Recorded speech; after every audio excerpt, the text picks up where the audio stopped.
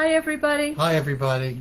Welcome to our final day of our 9-day devotion in gratitude to St. Matthew, with 9 days of exploration of the Gospel of St. Matthew. I just want to say that the reason Clark and I are doing this is today is April 15th and Tax Day, and St. Matthew created miracles for us with our real miracles for us with our taxes.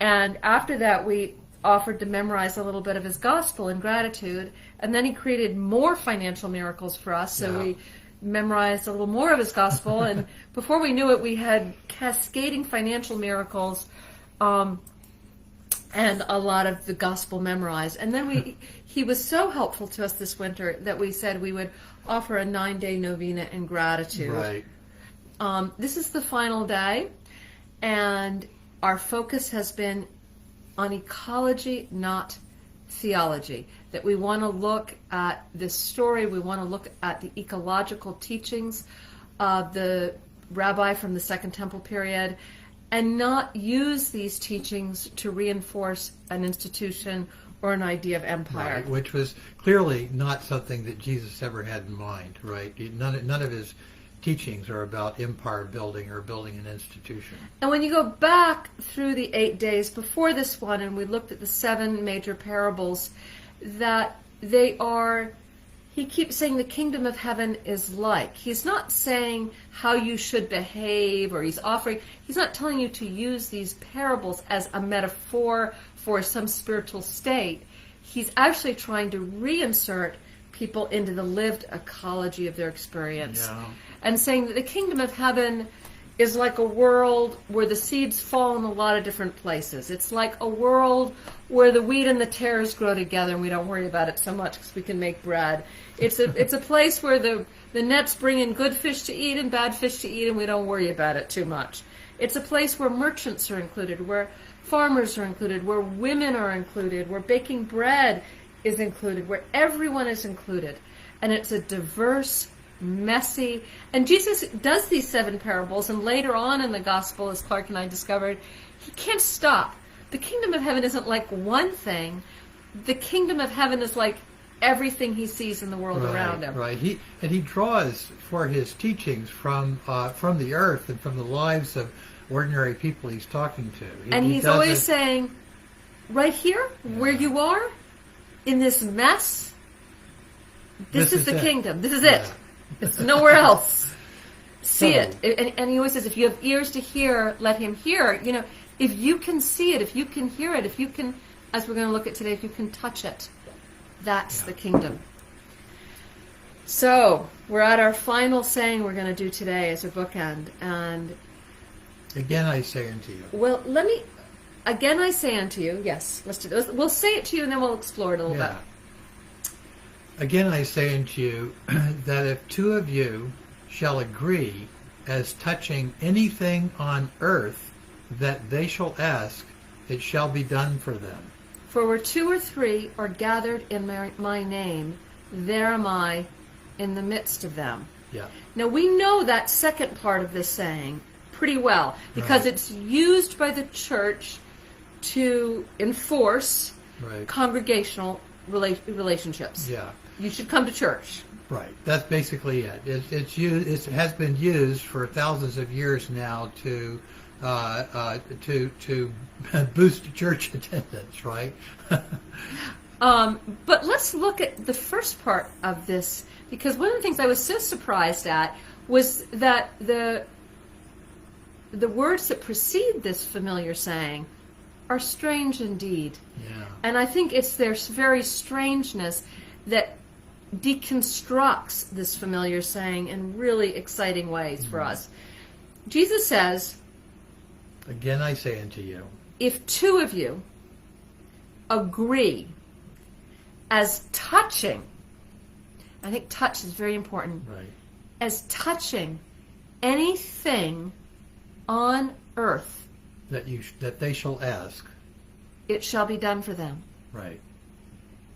But the touch and anything on earth, we're not talking about some spiritual perfectionism. He's not saying if you do this, you're going to get enlightened. You're going to become purified. You're going to get into heaven. You're going to improve yourself. You're going to be better. This is not about purity, right? This is not about cultivating some sort of spiritual state. These are practical matters, right? This is practical matters. If you're going to live as a hunter-gatherer, how are you going to do it? And he gives the advice right here. 2 of you got to agree on what you're touching on this earth, and agree about what you're asking for. And that's very, very profound. Jesus is talking to a group of people who are sitting on the earth, who live close to the earth. Mm-hmm. And they know what they ask of from the earth. They ask the earth for food. Give us this day our daily bread. Who are we talking to when we ask for our daily bread? But the earth. Give us this day our daily fish. Give us this day our daily wheat.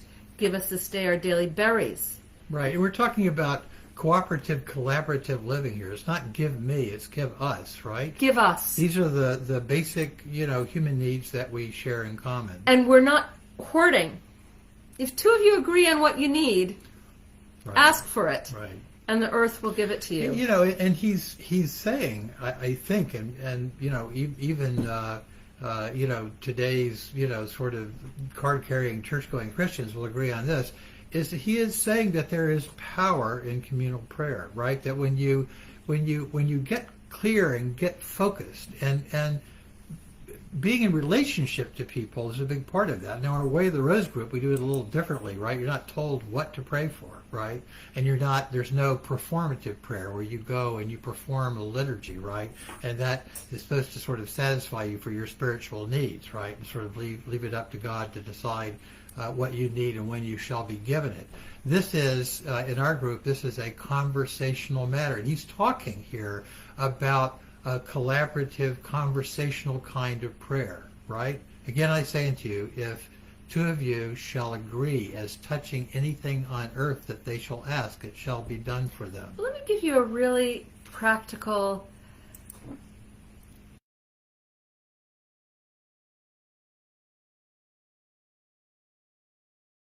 heart's desire. Mm-hmm.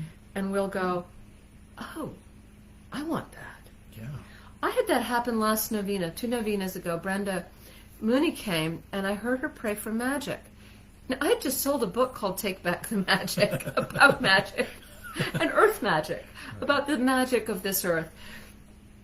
And I'd never prayed for it. And of course, it's the thing closest and dearest to my heart. And it's like one of those things that's like been sitting on the table waiting for me to pray for and to kind of stop zooming around and see what it really was. And Brenda asked for it, and I go, oh, I feel it in my heart. Right. And I said, I'm going to pray for magic. When the 2 of us recently had a good giggle about it, she came to the shrine, we sat on the earth, we touched the earth, and we agreed that magic was what we were always praying for from the earth together. Right. So maybe we have more of it. But there is a great pleasure in agreeing with other people. And by the way, so I decided I'm going to pray for magic. And Clark says, oh yeah, I'm praying for magic too. So we, it kind of infected us, and we all said, oh boy, that's what I want.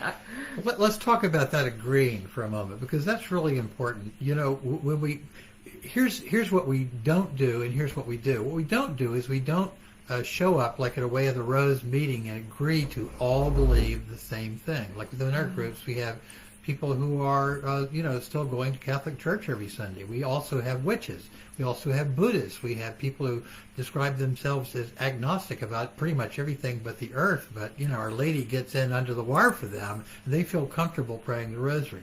So there are a lot of different people who come, but they don't necessarily agree on what to pray for, right? Or who they are, what their spiritual identity is, or anything like that. There's no rosary police. There's no enforced conformity or anything like you tend to find in most church settings. Okay, there's not we even don't have any an creed, enforced liturgy. Right? Yeah. We don't have any. We don't have any scripture. Yeah. We don't. People don't have to even have read the book The Way of the Rose before they come to a meeting. Right. They never have to read it. They just have to show up. That's it. Come on. Yeah, but what happens is that people do agree to pray with and for one another, side by side with one another. You hear somebody's prayer and you see how much they want it, and you enter in. There is a kind of an agreement that takes place, a pooling, a binding together of our prayers as one, right?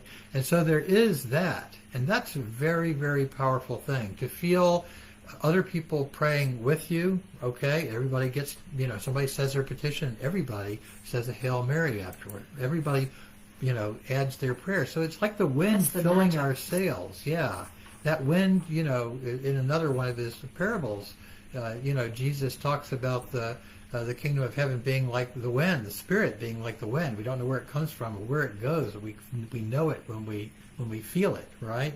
So there's that Spirit that comes and fills our sails and emboldens us to pray and take action for our heart's desire.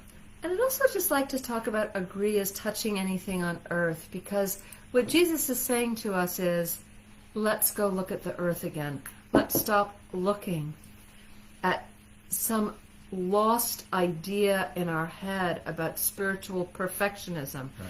And let's start looking to the earth. And at the Way of the Rose, that's what we say. We're devoted to the lady and the earth. Right. And we want to look at the earth. And in fact, we've invited people throughout these parables to say, it's not like you have to, quote, believe in these parables. Jesus isn't telling us what to believe. He's showing us how to interact Right. with the world around us. And so what we really need to do is to go out where we are and say, today, where is the kingdom? Right. The kingdom is the forsythia that bursts into bloom on a sunny day. Yeah. The kingdom is the squirrel rushing out into the road, just having been born, being hit by the car. That too is the kingdom. How is that the kingdom? Yeah. I have the harder one for me today on Good Friday. Everything we see in the world, on the earth, that we agree is touching, is the kingdom. That is it. And it's why the spiritual texts of our age and this moment are not these ancient scriptures, but they're books like Braiding Sweetgrass and Entangled Life and Finding the Mother Tree, because we are trying to learn how to learn the language of birds and flowers again. Right. We no longer speak that language. Jesus, we were already forgetting it in Jesus' day.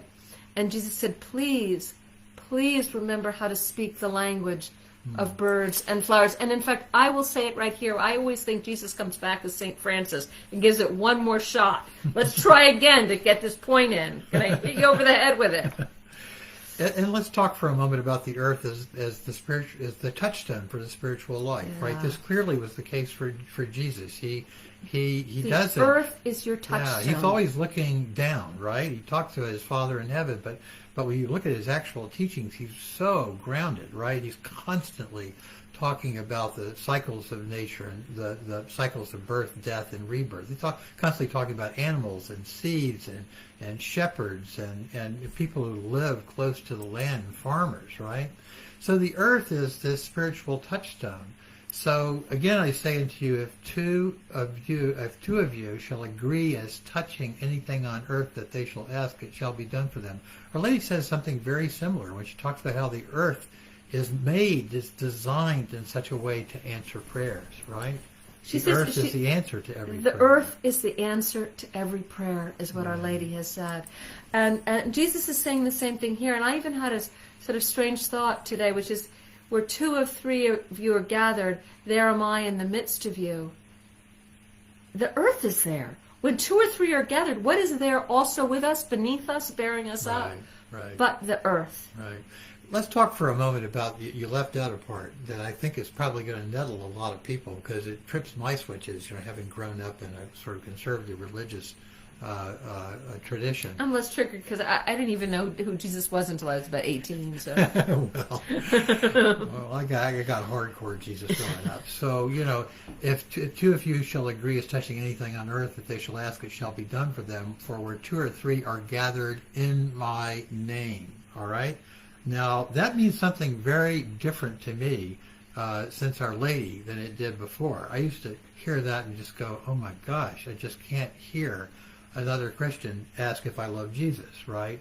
I just can't listen to another conservative screed against women's rights or against immigrants or whatever, right? That would trigger me, because Jesus, the name Jesus, has been invoked for so many awful purposes for thousands of years now. So give me a break. But when I think about the teachings that Our Lady has offered us, and where she talks about life force, she even says in one of her messages that the child I give birth to tonight is the life force, right? It's the life of the planet, right? The wick, that wick that goes up through the candle and burns, that green sap that rises in the tree, our life, right. The In her energy. messages, she never talks about, Jesus as a historical person, but she talks about her child. And she talks about this life force. So when two or three of you gather together in my name, like the name of that life force that comes from within us, right? It's not all Jesus all the time, some sort of hierarchical figure, right? Who tells us what to believe, how to behave, what to wish for, what to pray for. We're talking about something, a force that comes up from within us, right? A spirit that gets awakened. Well, this comes up through the soles of our feet from the earth itself. And Clark, can tell us too that the Buddha has a very similar. The Buddha offers a teaching that's very like this one. It really is. Of course, just like with poor Jesus, Buddha's teachings get turned into all kind of folderol and very, very quickly as well. This is what actually happens. This is one of the earliest teachings of all. And those of you who know a bit about Buddhism can go back to the early text in Ashvaghosha, which is a biography of the Buddha. But according to the stories, the night the Buddha was enlightened, right? He was enlightened during that gap hour, right, between the first and the second sleep. He looked up and he saw Venus, right, the star of Venus, and his mind opened, his soul opened, his spirit opened. And the question is, what did it open to, right? Like what was the nature of his enlightenment? Well, all night long, the tempter, Mara, sort of like the Buddhist devil, right, has been coming to him and tempting him and trying to throw him off his game. And when Mara finally cannot get him to break off his meditation, he issues the ultimate challenge. And he says, what gives you the right to sit on the seat of enlightenment underneath this Bodhi tree? Like, what gives you the right to call yourself enlightened? Like, who's your witness, right? And the Buddha, according to legend, reaches down and touches one finger to the earth and says, I call the earth as my witness. And in some stories, the earth goddess herself, Gaia, right, or Our Lady, comes up out of the ground, halfway up out of the ground, and confirms to Mara that indeed, what he is saying is true. I always interpret that nowadays as that finger by the Buddha. The point of it is not self-importance, right? It's not pointing at him. It's not pointing up. It's pointing at the earth. What he's really saying is, my enlightenment consists of this. That finger is an equal sign. I am that. I am this. I am her. Right? We are one. That's what gives me the right to live the enlightened, compassionate lifestyle. It's a beautiful story, but it gets overlooked. Touch the earth. Speak of the earth. Let us speak of flowers and birds. Let us fill Way of the Rose with pictures of the earth. One of the things we've noticed since, we've been running Way of the Rose is there are people who love to get involved in theological debate on Way of the Rose. Oh, they get so excited when there's a theological debate. Thousands of comments and words. There are never people that come to meetings. Yeah. And we see you. The people who come to meetings post pictures to enliven the spirits of other people or post devotional stuff. Right. They don't get involved in the theology because they're too busy touching the earth. Yeah. Less theology. More ecology. More ecology. And the more we fill Way of the Rose with real ecology, real witnessed experience of the earth, the more powerful we will become. And empowered in our hearts. And spiritual ecology, which is really, what we do on Way of the Rose, is really how we interact with one another and with the earth in order to pray for our heart's desires, right? It's call forth those blessings from within our lives that blossom like flowers. From And us. the more we pray for our heart's desire, the more we feel aligned with all of the beings that are on this beautiful springtime day here in the Catskills, also praying for their heart's desire. Yeah. The cardinal singing on the branch is praying for her heart's desire. Yeah. Everything prays, Our Lady says. Everything, every tree, every mountain, and every stone Everything is is prayer. praying. And that is the kingdom of heaven. Nothing is left out of Jesus' kingdom. It's not a sorting hat. Yeah. It's a net that gathers Yeah. everything together. Yeah. And so in honor of St. Matthew, we have offered these teachings. If you do ever have trouble with your taxes, so you Yeah. work for us. It works No, for- let me works for just a lot finish of today. things. Let me just finish today. This is our little St. Matthew statue. We got him in Albuquerque, New Mexico. And we say thank you to St. Matthew for help with our taxes, help with our financial problems. And we're going to continue to call on him for help. We're going to continue to keep on memorizing things from St. Yeah, Matthew. maybe next year we'll have some more. It took us a few years. It took us a few years to get ready for this. To get ready for this. We memorize slow. Yeah, we're slow. But thank you, everybody, for joining us with this. And again, we invite you to fill Way of the Rose with your own observations of the kingdom. And your own lived, experience of the Rosary and the Lady. Yeah. We share our love for her. Thank you so much. Bye-bye, everybody. Bye-bye.